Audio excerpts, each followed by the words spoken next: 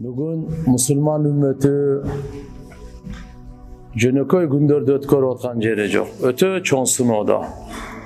Өзгөчө бауырларыбыз, боордошубуз, кошунабыз, тууганыбыз Казакстан мамлекетиндеги мусулмандарга жараткан Алла Тааланын тарабынан бир чоң сыноо келип турат.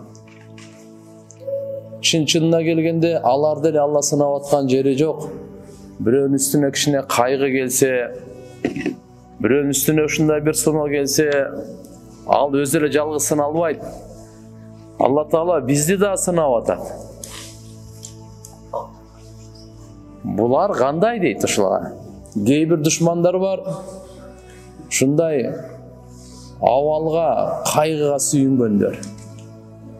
Ушундай болуш керек эле да.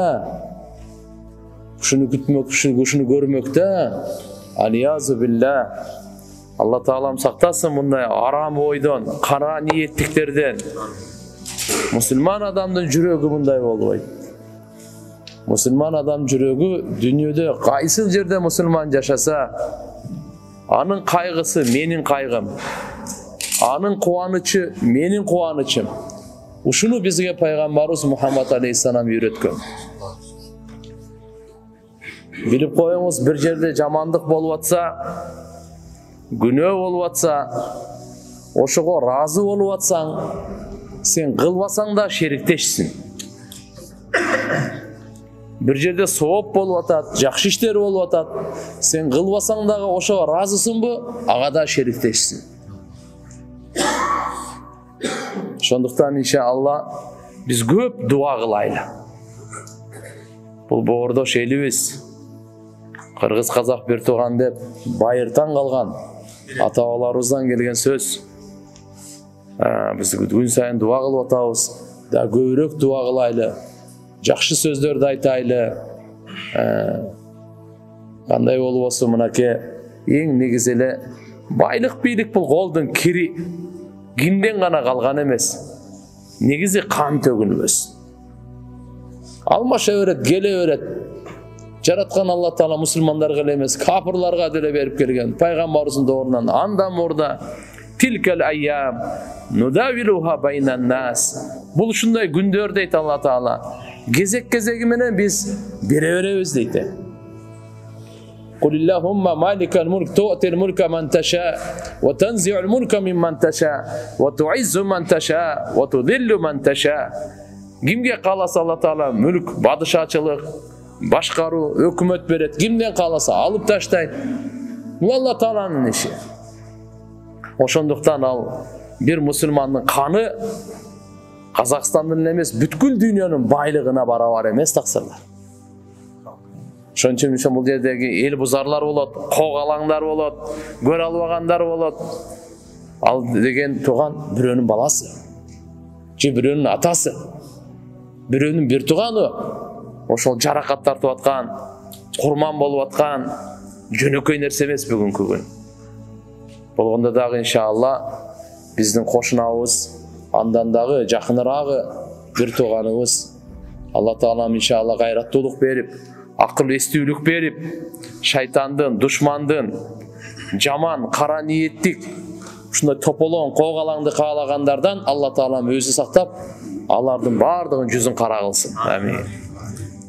Тез эсен ушу кыска аранын ичинде жараткан Алла Таалам ынтымак берип, туруктуулук берип, кайсын жерде билип коюңуз, ок чыккан жерде береке болбойт. Канча болсо да жакырчылык, автоматически жокчулук, ачкачылык болуп кетет.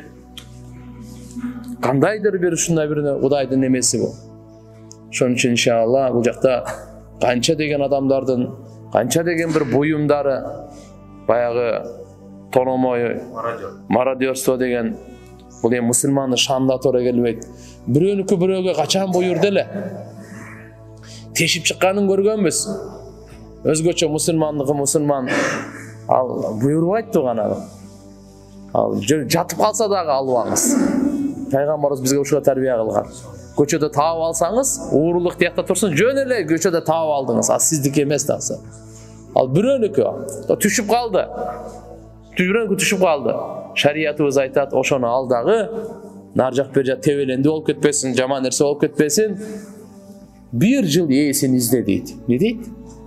Ушундай шариаттан айланайын. Бирөөнүн боюмун урдаган, тартып алган, алдап алган тиякта турсун, жөн эле түшүп калган кокустан, ошонун ээсин издеп 1 жыл издеп таап берген.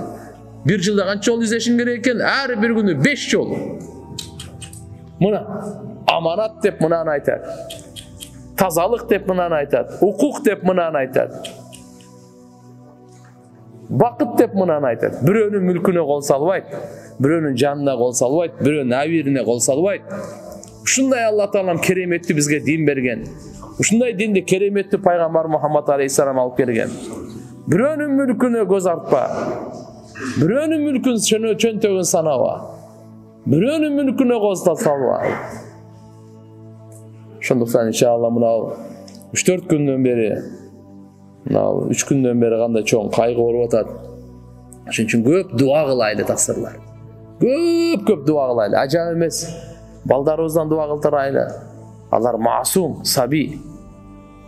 Ан-наби кас-саби дейт. Пайгамбар саби, жаш балдардай. Жаш балдар пайгамбардай. Кандай? Булар экөө эле маасум дүйнөдөчү. Маасум деген күнөөдөн сакталгандарды айтат. Biz masum emeспиz. Балагатка толгондон кийин адам баласы масум эмеспиз да. Пайгамбарлар масум болгон, алар күнөөдөн таза.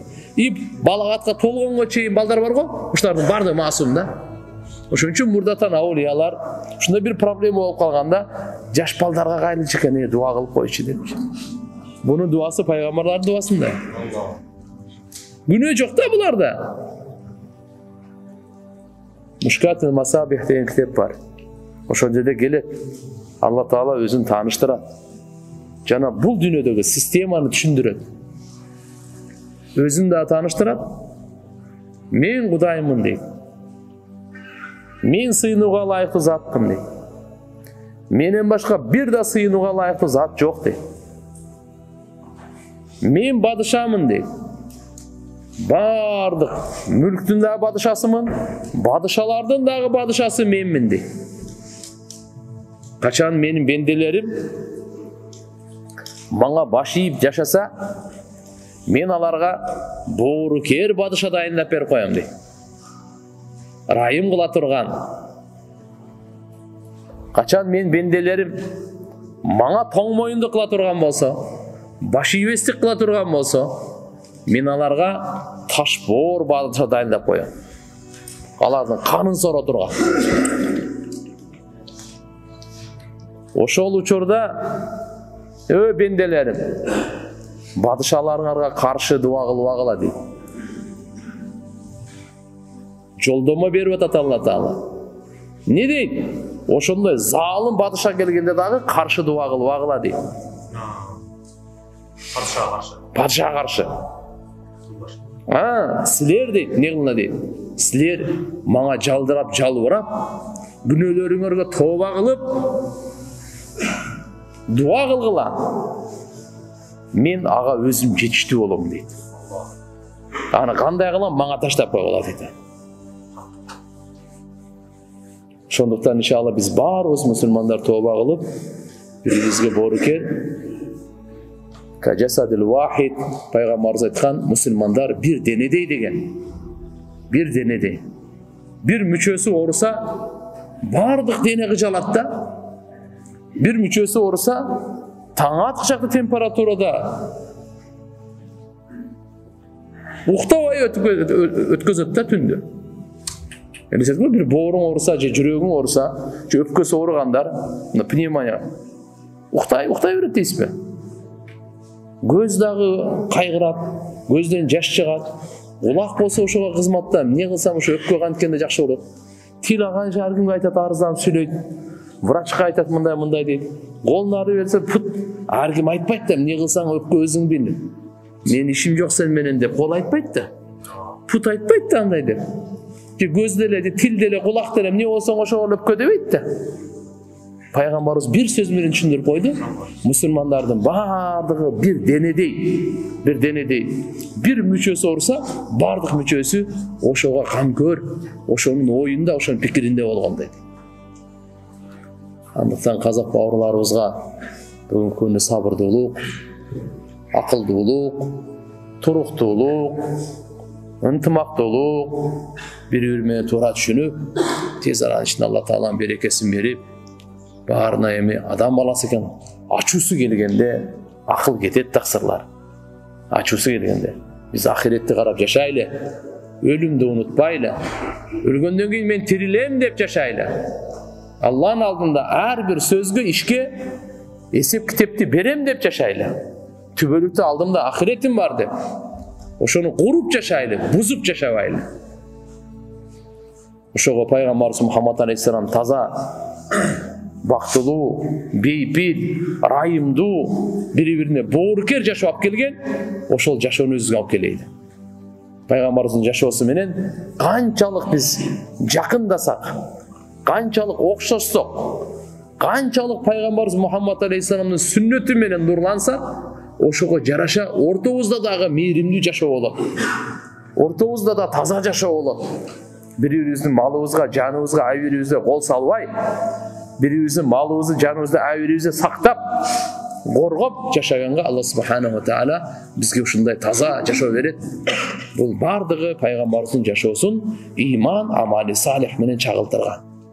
Man amila salihan min dhakarin aw untha wa huwa mu'minun falanuhyiyannahu hayatan tayyibah. Ким жакшы амалдарды, мындайча айтканда пайгамбарыбыздын сүннөттөрүн 24 саат аткарып жашаса, жана ал эркек болсун, аял болсун айырмасы жок.